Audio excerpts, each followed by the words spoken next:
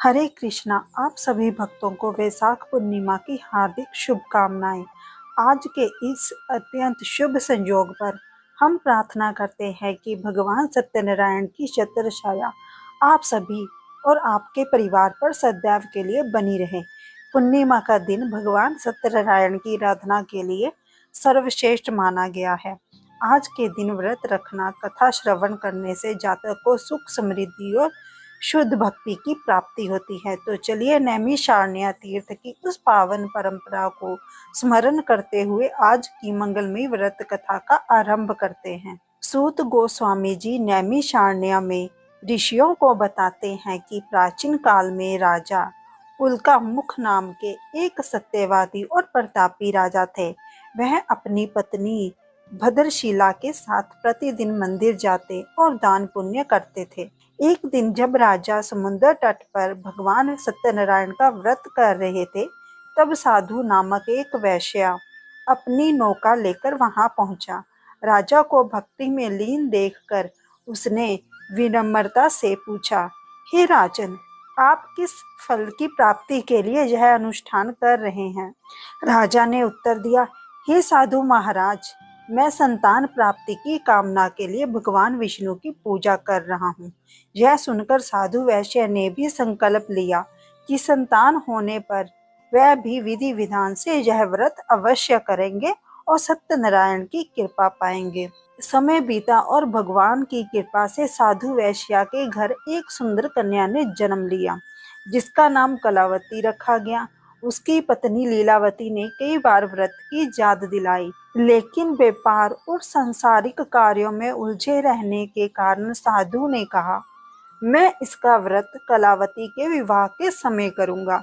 विवाह का समय भी आया। कलावती का विवाह एक संयोगवश से संपन्न हुआ, किंतु अहंकार और विस्मृति के कारण साधु वैश्य ने फिर से व्रत नहीं किया। इस पर भगवान सत्यनारायण जी रुष्ट हो गए। व्यापार के लिए साधु अपने दामाद के साथ रतनसार नगर पहुंचा। वहां राजा चंद्रकेतु के राज्य में चोरी हुई थी। चोर ने सारा धन साधु के घर के पास फेंक दिया। दूतों ने साधु और उसके दामाद को चोर समझकर बंदी बना लिया और उसका सारा धन भी छीन लिया। इधर घर लीलावती और कलावती भी दरिद्रता का शिकार हो गई। एक दिन भूख से व्याकुल कलावती ने एक ब्राह्मण के घर भगवान सत्यनारायण का व्रत होते देखा। उसने वहां कथा सुनी और प्रसाद ग्रहण किया। घर लौटने पर उसने अपने माता को इस व्रत की महिमा बताई।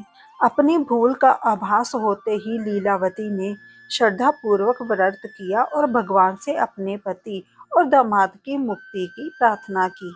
भगवान प्रसन्न हुए और राजा चंद्रकेतु को स्वप्न में दर्शन देकर दोनों को मुक्त करने का आदेश दिया। राजा ने न केवल उनको मुक्त किया, बल्कि उनका धन भी 2 गुना करके वापस लौट आया। वापसी के मार्ग में भगवान ने एक दंडी स्वामी के रूप में साधु की परीक्षा ली। साधु ने फिर से झूठ कहा कि उसकी नौका में धन नहीं, केवल पत्ते ही पत्ते हैं। भगवान ने तथास्तु कहते ही नाव हल्की हो गई।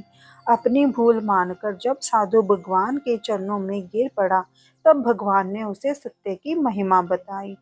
अंत में जब कलावती अपने पति के आने की सूचना पाकर बिना प्रसाद लिए, तो भगवान ने उसके पति को अदृश्य कर दिया। आकाशवाणी के अनुसार जब उसने घर जाकर प्रसाद ग्रहण किया, तब उसे अपने पति और धन की पूर्ण प्राप्ति हुई। सूत गोस्वामी जी कहते हैं, हे ऋषियों, जो भी मनुष्य कलयुग में इस सत्य व्रत का पालन करता है या श्रद्धा से इस कथा का श्रवण करता है, उसके समस्त पाप नष्ट हो जाते हैं और वह अंत में सत्यलोक को प्राप्त होता है। आशा है कि आपको भगवान सत्यनारायण की यह पावन कथा आपके जीवन में प्रकाश लाएगी। यदि आपको यह कथा और हमारा प्रयास अच्छा लगा हो, तो सनातन धर्म के विचार में हमारा सहयोग करें। हरे कृष्णा। भगवान सत्यनारायण की जय।